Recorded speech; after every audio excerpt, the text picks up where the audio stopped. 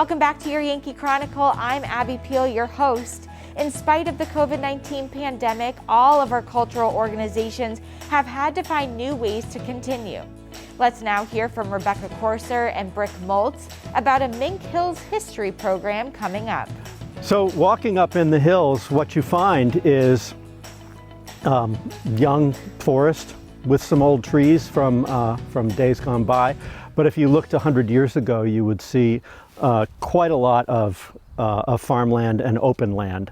And you can see the pictures that show that. And it's obviously been reforested. And there are some homes up there, but not many, and most of it is conserved land. What is there, which is fascinating from the historical point of view, is remnants of where people have lived and how they lived. The 1858 county map indicated 139 families lived in this area.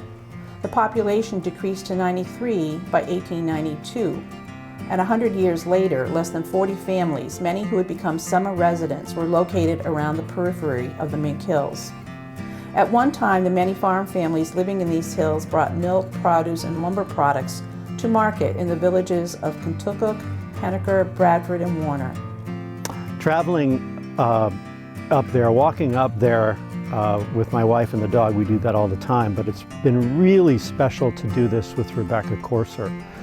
To go up there and to be taken to places that we wouldn't normally find ourselves, to bushwhack to a particular homestead and to see find the cellar hole and to learn about who lived in that home and what that home looked like.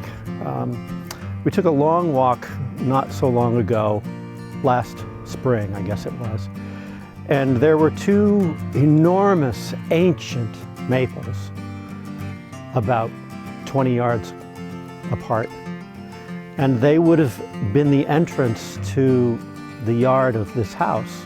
Cellar hole is there, the barn foundation is there.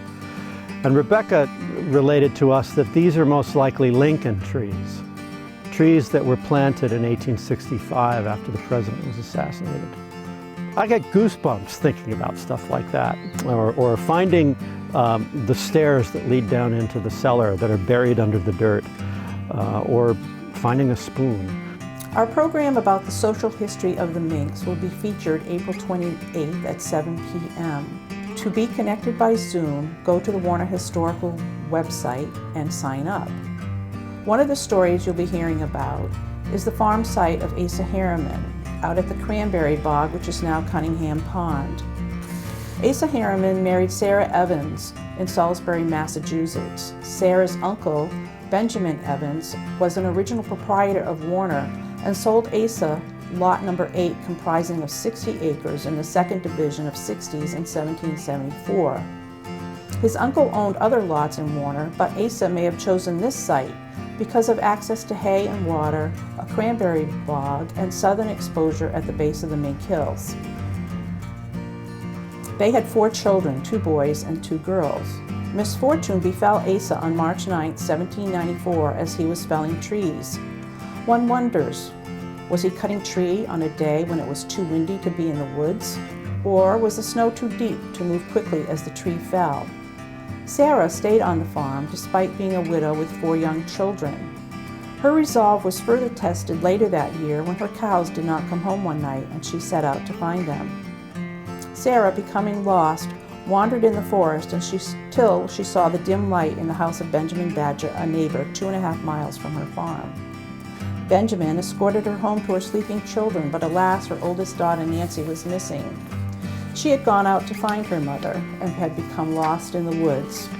Thanks to helps from the neighbors, they found her 1/2 mile from the farm, sleeping under a log where she had rested through the night. It's ironic to think that Sarah lived to be 91, dying on the exact day, March 9th, as her husband had done several years before.